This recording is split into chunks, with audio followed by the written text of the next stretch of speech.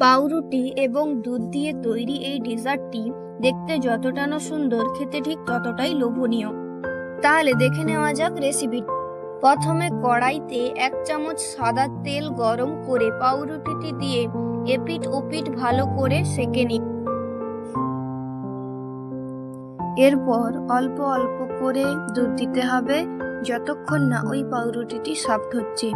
এই সময় গ্যাসের ফ্লেম লো রাখবেন, নয়তো পাউরুটিটি পুড়ে যাওয়ার সম্ভাবনা থাকে। তারপর পাউরুটিটি একটি প্লেটে তুলে নিন, ওপর থেকে চিনি ছড়িয়ে নিন। তারপর একটি চামচের সাহায্যে চামচটি গরম করে পাউরুটির উপরে থাকা চিনি মেল্ট করে নিলেই দেখতে পাবেন সুন্দর একটা কালার চলে এসছে।